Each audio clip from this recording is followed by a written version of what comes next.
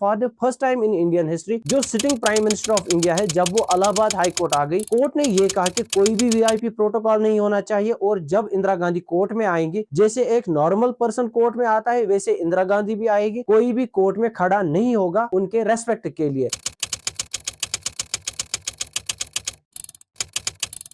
यह 1938 में जब इंदिरा गांधी ने इंडियन नेशनल कांग्रेस को ज्वाइन किया था, फिर 1955 में इनको कांग्रेस वर्किंग कमेटी का मेंबर बनाया था, एंड फाइनली 1959 में इनको इंडियन नेशनल कांग्रेस का प्रेसिडेंट बनाया। And for the first time in Indian history 1966 में first female prime minister of India Indira Gandhi बनी। इसके बाद इनके पॉलिटिकल करियर का पीक पीरियड शुरू हो गया, एंड 1969 में इन्होंने इंडियन नेशनल कांग्रेस को दो ग्रुप में डिवाइड किया। एक ग्रुप को ये खुद लीड कर रही थी, एंड सेकेंड ग्रुप को जो सीनियर लीडर थे इंडियन नेशनल कांग्रेस को वो लीड कर रहे थे। एंड 1971 में जब जनरल इलेक्शंस थे, अपनी रैलीज में इन्होंने स्लोगन गरीबी हटाओ दिया था, जिसकी वजह से मिलियंस ऑफ इंडियन पीपल इनके साथ जुड़ गए, जहां पर लोगों को ये लगा था कि इंदिरा गांधी देश की पॉवर्टी खत्म करेगी। और जहां पर फिर इन्होंने 1971 के इलेक्शंस वन साइडेड जीते थे और इनके पास पार्लियामेंट में हेवी मेजॉरिटी आ गई थी। एंड फिर 1971 में जब इंडिया एंड पाकिस्तान का वार हो गया, जिसकी वजह से फिर बांग्लादेश बना, बहुत सारे लीडर्स ने ये कहा था कि जो इंदिरा गांधी है ये फियरलेस लीडर है, और इनको फिर दुर्गा नाम से बुलाने लगे। एंड 1971 में जो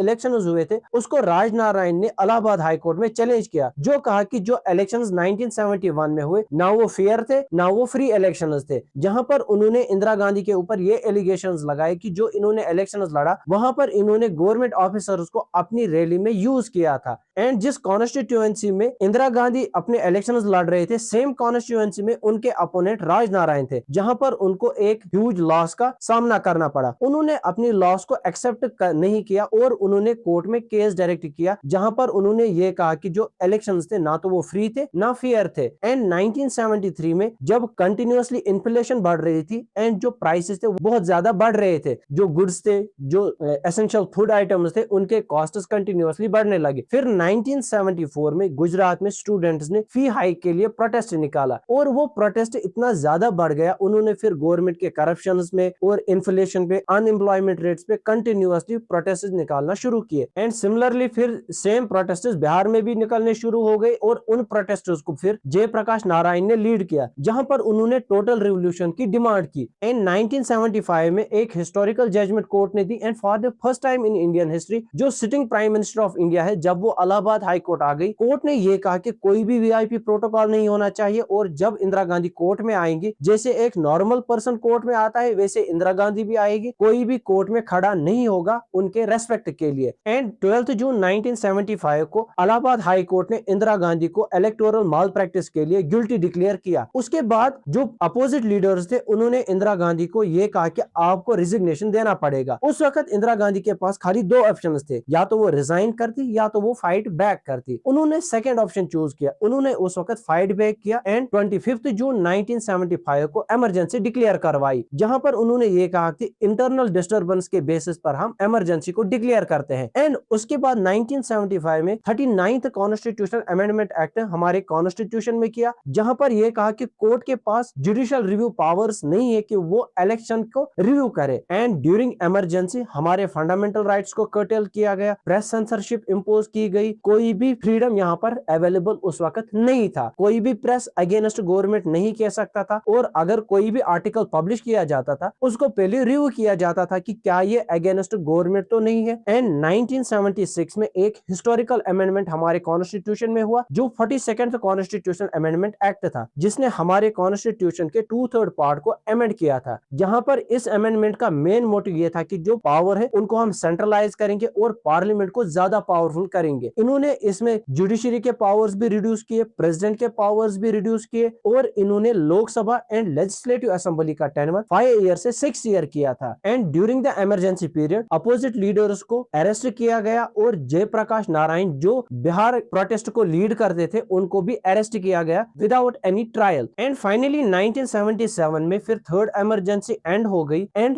नए से जनरल इलेक्शंस होने लगे। उस वक्त जनता पार्टी ने यह कहा कि जो 1976 में इंदिरा गांधी की सरकार ने मेन चेंजेस हमारे कॉन्स्टिट्यूशन कॉन्स्टिट्यूशन में की और जो हमारे डेमोक्रेटिक वैल्यूज को खत्म किया गया है उनको हम रेस्टोर करेंगे अगर हम इलेक्शंस जीत जाते हैं। तो फाइनली 1977 में जनता पार्टी इलेक्शंस जीत जाती है एंड फिर 1978 में ये 44th कॉन्स्टिट्यूशनल अमेंडमेंट एक्ट हमारे कॉन्स्टिट्यूशन में करते हैं, जहां पर इन्होंने मेन चेंज जो 42nd कॉन्स्टिट्यूशनल अमेंडमेंट एक्ट में हुई उनको वापस से रेस्टोर किया, जहां पर इन्होंने डेमोक्रेटिक वैल्यूज को रेस्टोर किया, जुडिशरी को पावर्स दिए। इन्होंने आर्टिकल 20 एंड 21 को ये कहा कि ड्यूरिंग इमरजेंसी इनको आप सस्पेंड नहीं कर सकते एंड कोर्ट को रिव्यू पावर्स भी दिए जो 42nd कॉन्स्टिट्यूशनल अमेंडमेंट एक्ट ने इनसे छीने थे। इससे हमें यह पता चलता है कि जो 1970s का पीरियड इंडिया में था ये डार्केस्ट पीरियड था, जहां पर इन्फ्लेशन पीक पे थी, अनएम्प्लॉयमेंट रेट पीक पे था और इलेक्टोरल माल प्रैक्टिस भी इसी पीरियड में हुई थी। एंड यहाँ पर फॉर द फर्स्ट टाइम जो sitting prime minister of India है उसको इलाहाबाद हाई कोर्ट ने यह कहा था कि आपका इलेक्शन ना तो फ्री है और ना ही फेयर है। और इससे हमें यह भी पता चलता है कि चाहे प्राइम मिनिस्टर ऑफ इंडिया है या कोई भी common person, no one is above the law. जैसे इलाहाबाद हाई कोर्ट ने कहा जब इंदिरा गांधी कोर्ट में आएगी उनको कोई भी वीआईपी प्रोटोकॉल नहीं दिया जाएगा, सेम उनको वैसे ही ट्रीट किया जाएगा जैसे एक नॉर्मल पर्सन होता है। और फिर हमें यह भी पता चला कि 1977 में जब जनता पार्टी पावर में आई तो उन्होंने कैसे हमारे डेमोक्रेटिक वैल्यूज को रेस्टोर किया, हमारे फंडामेंटल राइट्स को कैसे रेस्टोर किया और जो प्रेस सेंसरशिप है उसको भी कैसे हटाया। आज का वीडियो इतना ही था। अगर वीडियो अच्छा लगा हो तो वीडियो को लाइक करना एंड चैनल को सब्सक्राइब करना।